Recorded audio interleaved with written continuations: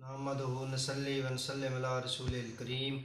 اما بعد فاعوذ باللہ من الشیطان الرجیم بسم اللہ الرحمن الرحیم۔ سیدنا ابو طلحہ رضی اللہ تعالیٰ عنہ فرماتے ہیں کہ میں ایک دن حضور اکرم صلی اللہ علیہ وآلہ وسلم کی بارگاہ کے اندر حاضر تھا۔ میں نے دیکھا کہ حضور اکرم صلی اللہ علیہ وآلہ وسلم بڑے خوش ہیں۔ میں نے پوچھا یا رسول اللہ صلی اللہ علیہ وآلہ وسلم آپ کی خوشی کی کیا وجہ ہے؟ تو آپ نے فرمایا اے ابو طلحہ میں کیوں راضی نہ ہوں، آج مجھے ابھی جبرائیل نے یہ بات بتائی ہے کہ یا رسول اللہ آپ پہ جو ایک دفعہ درود پاک پڑھے گا اللہ رب العزت اس کے جو ہیں 10 گناہ معاف کر دے گا، اس پہ 10 رحمتیں بھیجے گا اور اللہ رب العزت 10 دفعہ اس پہ سلامتی بھیجتا ہے۔ تو ساتھ میں حضرت جبریل علیہ السلام نے یہ بھی فرمایا کہ یا رسول اللہ اپنی امت کو یہ بتا دیں اور یہ خوشخبری سنا دیں کہ اب آپ کی جتنا مرضی دل ہے وہ حضور اکرم صلی اللہ علیہ وسلم پہ درود پاک پڑھیں۔ تو دوستو اس لیے ہمیں ہر وقت یہ کوشش کرنی چاہیے کہ نبی کریم صلی اللہ علیہ وآلہ وسلم کی بارگاہ کے اندر درود اسلام کا عطیہ پیش کرتے رہیں، اپنی زبان کو ہر وقت اس ورد کے ساتھ لگائیں۔ اور میں ساتھ یہ آپ سے کہنا چاہتا ہوں کہ یہ جو آج ہم دنیا کے اندر اپنے دل کو لگائے بیٹھے ہیں، یہ دنیا ایک فانی چیز ہے، یہ عارضی ہے، ہم نے اس کو چھوڑ کے چلے جانا ہے۔ تو اس کے لیے ہم اتنا وقت ضائع کر رہے ہیں، ہمیں نہیں پتہ اور ہم یقین کریں اس بات کا احساس نہیں رکھتے کہ ہم اس دنیا جو اتنی قیمتی چیز ہے جو اللہ رب العزت نے ہمیں عطا کی کہ ہم دنیا کے اندر جائیں اور اس کے اندر جو اللہ رب العزت نے ہمیں مقصد دیا تھا کہ اللہ کی عبادت کی جائے، حضور کے احکامات کو مانا جائے، وہ احکامات کو ہم پورا کرنے کے لیے، اس مقصد کو پورا کرنے کے لیے آئے تھے، لیکن اس دنیا کے اندر دل لگا بیٹھے، اس عارضی دنیا کے اندر دل لگا بیٹھے۔ لیکن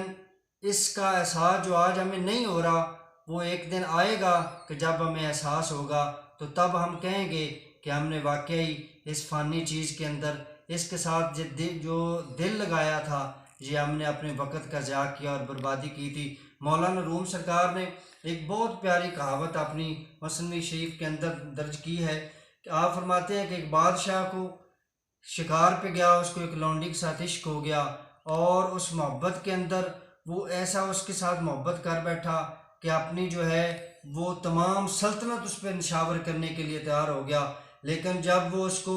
اپنے محل کے اندر لے کر آیا تو وہ کیا دیکھتا ہے کہ کچھ دنوں کے بعد وہ بیمار ہو گئی۔ اس نے تمام اپنے جو بہترین طبیب تھے اس کو بلوایا، وہ ان کے علاج معالجے میں لگے رہے لیکن وہ کامیاب نہ ہو سکے۔ وہ بڑا پریشان ہوا کیونکہ وہ اس پہ اپنی جان نچھاور کرتا تھا، وہ اس کو اپنا ہر دل عزیز جانتا تھا۔ اس وجہ سے جب اس نے دیکھا کہ لونڈی دن بدن کمزور ہوتی چلی جا رہی ہے، دن بدن جو ہے وہ مطلب اپنے آخری سفر کی طرف جا رہی ہے، تو وہ ایک دن طبیبوں سے دل ہار کر آخر اللہ رب العزت کی بارگاہ کے اندر جو ہے وہ جھک گیا۔ اس نے اپنی زمین نیاز کو اللہ کی بارگاہ کے اندر جھکا دیا اور روتے روتے دعا کرنے لگا، مولا مجھے جو ہے اس لونڈی کی زندگی عطا کر دے۔ تو اس کو جب رویا تو عاطف طیبی سے آواز آئی کہ کل ایک حکیم آئے گا، وہ تیرا جو ہے نا وہ اس لونڈی کا آغاز کرے گا، جو علاج کر دے گا۔ دوسرے دن جب وہ حکیم آئے اور اس نے بڑی محبت سے اس کے ساتھ وہ بادشاہ پیش آیا، وہ اس لونڈی کے پاس، مختصر کرتا ہوں کہ وہ اس لونڈی کے پاس اس کو لے کے گیا۔ جب طبیب نے اس کے حال کو دیکھا تو جو دیکھتا اس کے چہرے کو دیکھ کر اس نے یہ محسوس کر لیا کہ لونڈی کو جسمانی جو ہے وہ بیماری نہیں ہے، یہ عشق جو ہے یہ لونڈی بھی عشق کے اندر مبتلا ہے۔ اس نے بادشاہ سے کہا میں لونڈی سے علیحدگی میں ملاقات کرنا چاہتا ہوں، بات کرنا چاہتا ہوں۔ تو بادشاہ نے باہر چلا گیا۔ جب جو ہے طبیب ہے اس نے جناب لونڈی کی نبض کے اوپر ہاتھ رکھا اور مختلف جو ہے شہر ہیں ان کے نام لینا شروع ہو گیا، مختلف شہروں کے نام لیتے لیتے اور وہ لونڈی سے باتیں کرتا رہا مختلف شہروں کے متعلق، اور اپنی جو توجہ ہے وہ اس نبض کے اوپر رکھا اور اس کے چہرے کے اوپر اس نے توجہ رکھی۔ کرتے کرتے وہ جو ہے ایک شہر جو ہے سمرقند، اس کا ذکر آیا۔ جب شہر سمرقند کا ذکر آیا تو جو لونڈی تھی اس کی نبض کے اندر تھر تھراہٹ پیدا ہوئی، چہرے کے اندر جو ہے وہ تبدیلی آئی تو بات جو ہے طبیب ہے وہ سمجھ گیا کہ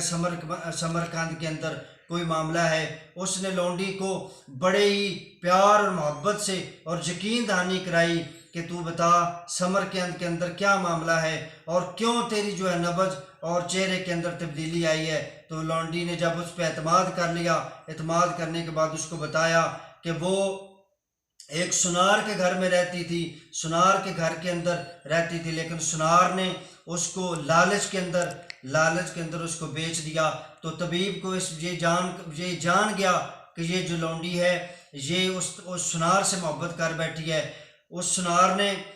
اس کو لالچ کے اندر فروخت کر دیا. تو میرے دوستو اس طبیب نے بادشاہ سے کہا کہ فلاں سنار کو بلایا جائے. اس نے وہ سنار کو لالچ دے کر بلوایا اور